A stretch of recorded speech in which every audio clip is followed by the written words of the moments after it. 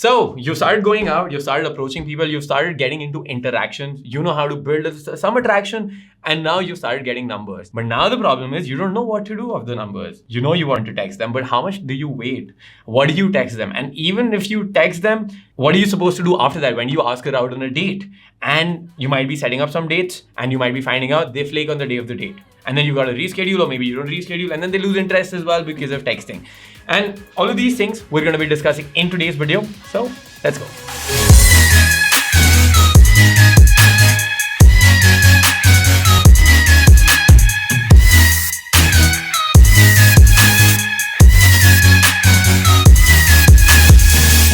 Welcome to the video, guys. My name is Kshitij and this is Iron Man Lifestyle, where we help Indian men all around the world get into deeper, fulfilling relationships through cold approach, through online dating, through social circle, and just master socializing, approaching, and dating in general. So today I'm going to be sharing with you the top 5 tips to know what to do after you get a girl's number. So before I get into the tips, I want to talk to you about the certain mindsets that are behind texting to clear out all of the misconceptions that you might have about texting. So firstly, the purpose of texting. The purpose of texting isn't to keep someone engaged on text, isn't to just game on text, isn't to just, have a relationship on text. The purpose of texting is to go out on a date. That's it. The purpose of a texting is to go out on a date, number one, and to build attraction. But you don't need to build attraction every time on text. So when you meet people, when you approach and you get numbers, you're going to be running into 3 types of numbers or 3 types of women that you meet. There'll be people who like you. There'll be people who'll be in the maybe zone kind of like you, and there'll be people who don't like you at all, but they still end up giving you the numbers. So girls who fall into the first category of they like you and they would want to go out with you.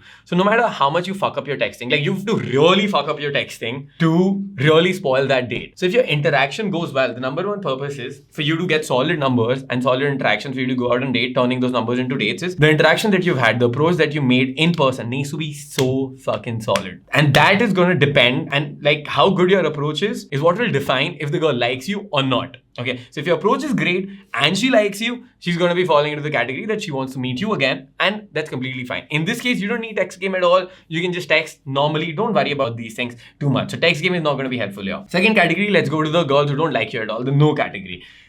So here, your approach wasn't that good, and just to get rid of you, she gave you the number. Now, because you've gotten the number, no matter what you do, because she doesn't like you at all, no matter what amount of text game you do, no matter what you read online, no matter whatever articles you do, you cannot get that girl to go out with you because she does not like you at all. No trick in the book can flip that around. So no use of text game here as well. The third category is where text game is useful, where the girl kind of likes you but she doesn't know you enough and she wants to know you more before she goes out on a date with you. That is the purpose of texting out there, to go out on a date with you and to know you better, to get the attraction also coming back. And for these girls is what's required for you to flip those numbers around from the maybe category to a yes category for her to go out on a date with you. And that's where we're going to be using texting. That's where we're going to be using the power of texting and the tips that I'm going to be sharing with you. Now, once you've gotten the number, there are 3 more mistakes that people make. Number one is they try to game the girl on text and they just stay stuck there and they don't move the interaction further. What this means is they try to just keep on talking to the person, trying to get them to laugh, try to get them to reply, try to get them to just do all kinds of things, but never ask them out on a date. They just get stuck on texting and not move the interaction forward. You've got to keep it in your mind that the purpose of texting is to eventually go out on a date with us. So you got to move that forward. You got to move that ahead. Next thing is a sexualize on text, which is again trying to game on text. So when you meet someone, you got to keep the mystery a little bit on the side. You've got to keep the mystery maintained. So when you get a girl's number, don't try to sexualize out there. You can have some sexual innuendos. You can have some flirting vibe going on. Like flirting is highly recommended. Some fun stuff going on and some wink emojis and everything going on. But don't get into sexting, don't get into sex chat and like phone sex and video sex and all of that stuff. That will spoil your attraction out there, because once you do that, the mystery's gone away, you've done everything that needs to be there, and now there is no incentive for her to meet you again. Leave her hanging for more, alright? Don't be the desperate guy who just got the number and who wants everything to be done right then and there. Relax, take it slow, play the long game. You're out there for the girl, not to just have phone sex with her, alright? You want the girl, you want to build something out of that relationship, you want to meet her in person, not only just virtual stuff on text or on phone or video, whatever that is. Number 3. The bread analogy, all right? My favorite one, everyone's favorite, all right? literally everyone's fucking favorite. We had like a fucking, like this huge media thing happening on this bread analogy because people took it out of context and said that I meant something else, all right? And there's a clear lawsuit going on for that as well. So the bread analogy. Naturally, when you get someone's number, there's only a period of time that attraction is going to be there before that attraction fades away and they forget about you. So if you get a girl's number right now, her emotions are high. She really likes you right now and she's had an amazing time. You've blown her off her feet and there is some form of attraction there. The more time you wait, the emotions are going to change because that's what emotions are. Vipassana, you've gone, all right, emotions change, attraction changes. So don't waste your time just talking on text incessantly. Ask the girl out. Do not be waiting weeks and weeks and weeks and people are like, oh, I was talking to this girl for 2 weeks, bro. And everything was going great and she stopped replying now. Bro, she got fucking bored, her attraction went away. You're someone who wants to have a virtual relationship. You gotta ask her out.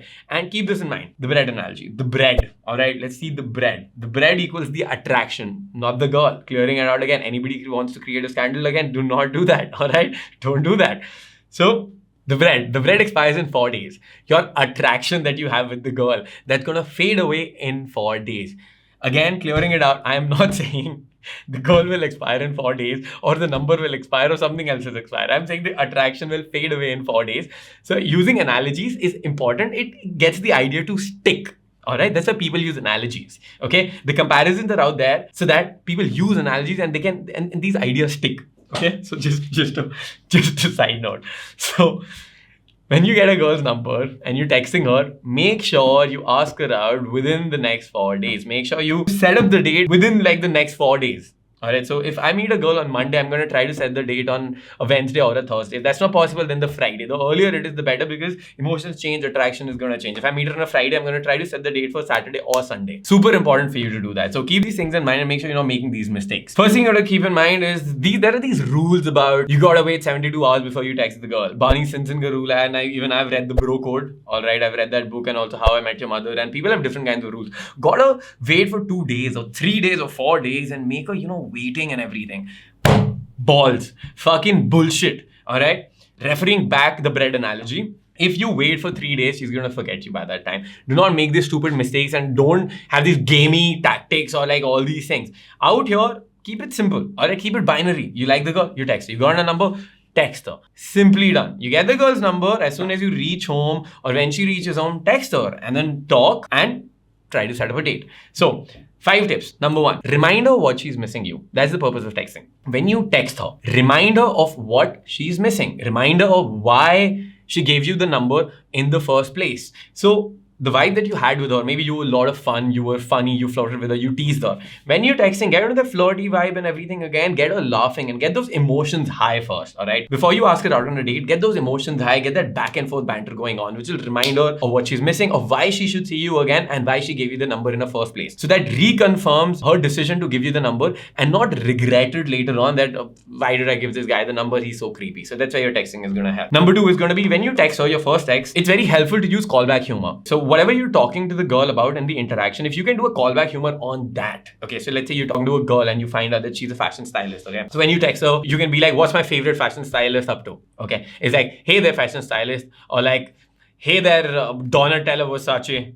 I think it's Donatella Versace only. Don't quote me on that, alright? Or like, hey there, X, Y, and Z designer. Okay, or like, hey there, Sabyasachi. Cool. So that's a great callback humor because you're starting off from something else and it's much better than being like, hey, hi, you remember me, Kshitij, we met, yesterday, all this and that. So don't do that. Don't be like, I'm this guy you met, you remember. So when you say something like, oh, you remember you met me, that means you're expecting the girl to not remember you, or which is like you to say, oh, you remember. So things need to be implied. So I'm going to text someone that's like, hey there, Sabyasachi, what's going on? Okay. That's going to be my way to start that interaction. Point number 3, and one of my favorites, is using voice notes. Now, naturally, when I meet someone and the way I talk, because I've built my sub-communications, my game so much, I know I'm a much better communicator in person than I'm on text. And on text, you cannot communicate the emotional number of those things. One biggest hack that I use everywhere, be it if I've gotten the girl's Instagram or I have a number, is I start sending in voice notes because that's where I can project my energy, I can project my humor, my fun. And when you're listening to something like that, by the law of state transference, what I feel she's going to start feeling. If I'm comfortable, I'm funny. It's going to be much easier for me to remind her as well of why she gave me the number in the first place and why she should meet me again. Point number 4. Now, by this time, you're sending voice notes, you're having fun with her, there's callback humor, everything is going on great. And coming back, we have to ask her out on a date before we let the attraction fade away.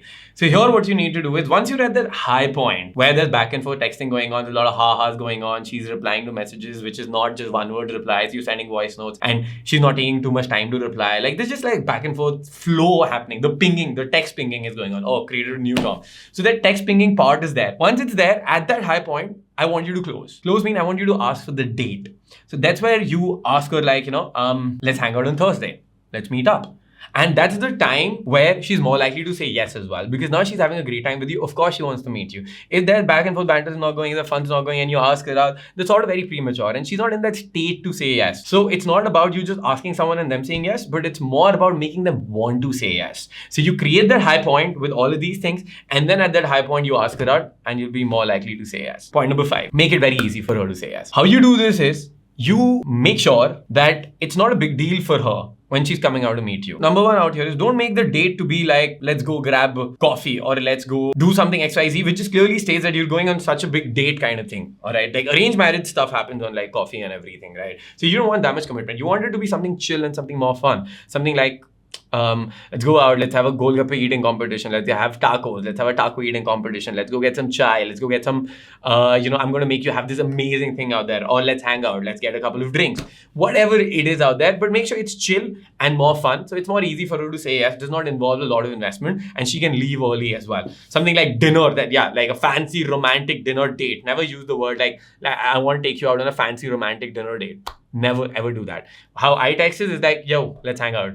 Okay, I keep it very chill, and that's what mainly works in my favor. Number 2 thing for her to say yes is the logistics, all right, the area that she stays in. So if I find out that a girl's 50 kilometers away from where I am not going to tell her to travel all the way to where I am, okay?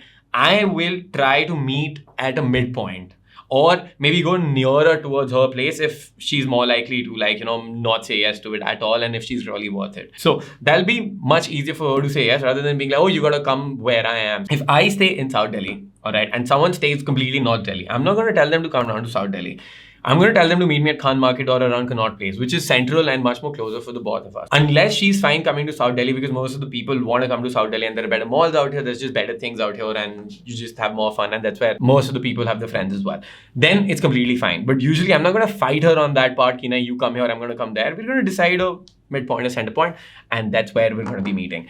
And now, finally, as a bonus for you for watching this video till the end, I'm going to give you another bonus 6 point out here, all right? Just bonus point. If there's anyone giving a summary of these points, please do not put in the comment section that bonus point is this. Just write bonus and then watch the video. Okay, so the 6th bonus point is, naturally, when you set up your date and everything is going great, all right, you set up the date for, let's say, Friday. You met her on a Monday. You followed the rule of, not letting the bread expire. Everything is great. You use callback humor, voice notes, and now you're meeting. The date is finalized. On Friday is when you have to meet. But Friday, she flakes on you. You text her that, all right, I'm leaving, but there's no reply. Or you confirm, are we meeting today? There's no reply. Or she texts you that, I'm sorry, I can't meet you today. The flake happens. Okay. Now what do? Now the thing is, you have to reschedule. Don't get disheartened out here that she does not want to meet you. Things naturally come up. At the same time, don't be confrontational on that. Why you can't meet me? Stop wasting my time. These things like that. Okay. Don't bring this negativity into the interaction. Understand that things change. People get busy, or maybe her mood changed. Maybe something else happened. Her health issues happened. Maybe she got down and she's in a lot of pain. You never know what the fuck has happened, all right? And it's completely natural. So then you ask her that, all right, it's perfectly fine. And she's like, can we meet later? You can be like, yeah, sure. Let's try for tomorrow. And she's going to be like, yeah, tomorrow also I'm going to be busy. Let's meet on Sunday. Then you'll be like, all right, cool. Let's meet on Sunday. And naturally, that's what you got to do. The same thing you have to do while setting up a date as well. Let's say you were asking for Friday. Okay. And she says, I'm actually busy on Friday. Then don't lose hope and feel like she does not like me. This is one thing that I see my clients doing all the time. They think that the girl does not like me because she said no. No. Now you can ask her like, how about Saturday? Now, when she says no on Saturday as well, on the 3rd time, don't be like, how about Sunday? Okay. Now put the ball in her court. Ask her, when is it comfortable for you on the weekend? Then she's going to be like, Sunday's comfortable.